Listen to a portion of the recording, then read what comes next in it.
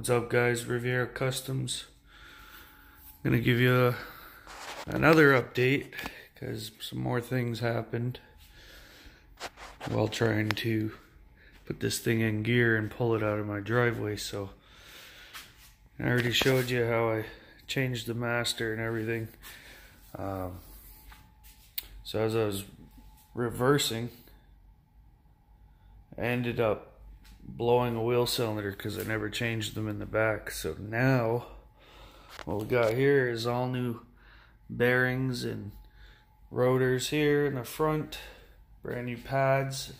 The calipers were actually changed on the Malibu from the previous guy, the owner of the Malibu, and so I took those from that a while ago, so I know those are still good. They're rusty from sitting, but they were only months old. Painted the other drum. Some new. You already seen that I put this on. It's a little rusty from sitting here in the garage. We're cooling down here in Windsor, Ontario. It's starting to get nice out. So I blew the wheel cylinder in the back. So I went and bought all brand new stuff. There it is, all new hardwares, new wheel cylinders, new brake line. So everywhere has brand new brake lines, brand new hardware, brand new pads, brand new wheel cylinders, master cylinder, brand new rotors. The list goes on. So yeah, when I was trying to back the car out in the driveway, I hit the brakes and it blew and it leaked all over the place, but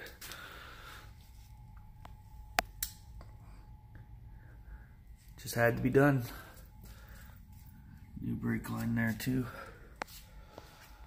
So now everything's buttoned up with the brakes. I just have to bleed them and adjust the back brakes, and should be getting a video out of pulling this thing out.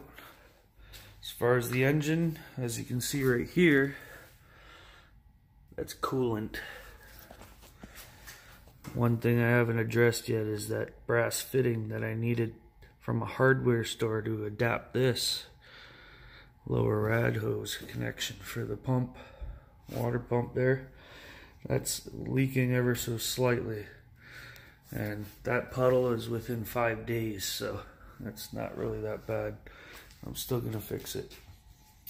Now I have some heat wrap here. I've started this engine and I've ran this engine quite a bit so far, but I'm worried about the starter wires, so I'm gonna get under there because I still have to seal up the billet tranny dipstick because it leaks out of that, and I might have found out why. I was looking at the old dipstick and look what's on the end here.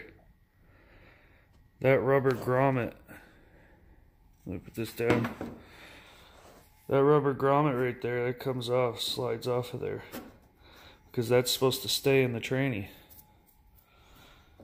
not on the dipstick. And I never noticed when I pulled this out. I took the grommet out too, so that could be why it's leaking. So we'll check that out. Stupid mistake, but hey, it is what it is. I'm gonna get this stuff put on the wires there. I still have to get an aftermarket dipstick for the oil. I have electrical tape over it because there was a bracket here originally from the Escalade, and it was rotting off on the truck, so there's a couple little holes here. When I was running it, I forgot that there was little holes here, and oil was spitting onto the headers, and yes, almost caught fire. Lots of smoke. Scared the shit out of me. But so that's that. Everything else is ready to go. I'm gonna cover this because I'm not sure if I showed you already, but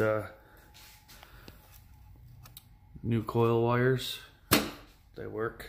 So the ones that I bought were defective, well, the one side was. And in case I haven't showed you this, this is my own creation.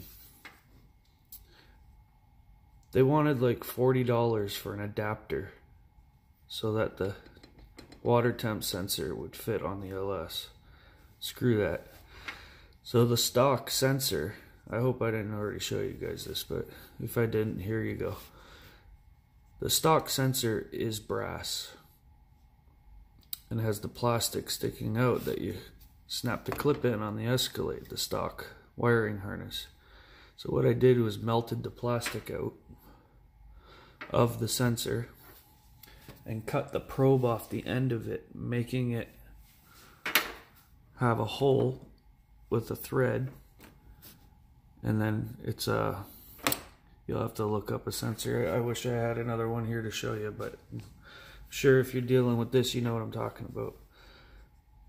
So I bought this fitting that's a smaller diameter on this side than you see here. It's just like this on that side, except it's a smaller diameter, and it fit like perfectly into that sensor. So what I did was I had it brass welded to one piece, this fitting to the stock sensor, and this probe goes inside and it sits in there and it reads just fine. So that's my own little setup. I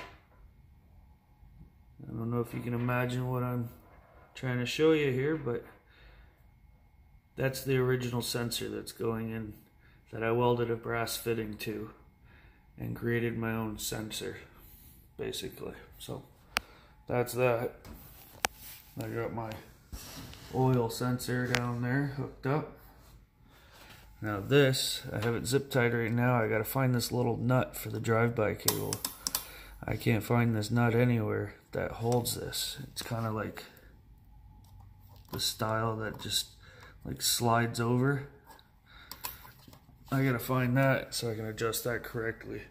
My buddy didn't adjust that cable correctly, and if you don't adjust that cable correctly, you will grenade the transmission. I'm telling you now.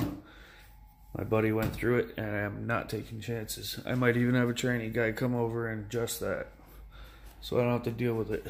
So, and another thing I showed you guys, this was leaking, so I only got this swivel neck for like 17 bucks on eBay.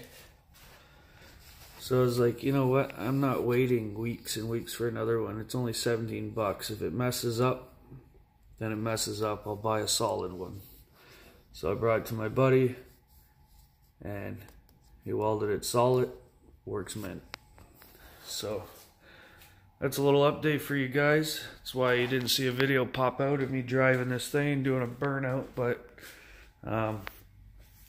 yeah, the brakes failed on me because of some old shit that I left in there, which I know better. I shouldn't have, but should have just changed it all in the beginning, but it is what it is.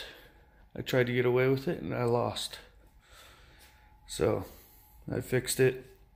Now we're just, like I said, bleeding the brakes and all that, and some tiny things like protecting some wires so I don't burn the starter wires, and that's pretty much it. I'll be able to drive this thing, but I won't be able to go really hard. That's still a stock 7.5 rear end in it. I do have the Eaton posi to put in there. I have to buy a ring and pinion gear still, and get that put in, but I don't mess with that kind of stuff, so I'm gonna bring it somewhere to get that done. And also later on, the tranny's getting pulled out and built by another buddy of mine. So just a little update showing you guys all that's going on and what the delay is all about. I just want to pump out these videos for you, keep you guys interested, and also trying to figure out some back seat upholstery here. I took the leather off of the Grand Prix back seat and tried to put it on my frame and all that. That's another fail. I've never done upholstery myself in my life, so I'll just go and get the upholstery done by a professional. So guys, thanks for watching. We'll get back to you soon. Hopefully nothing else goes wrong pulling this car out. Make sure to like and subscribe.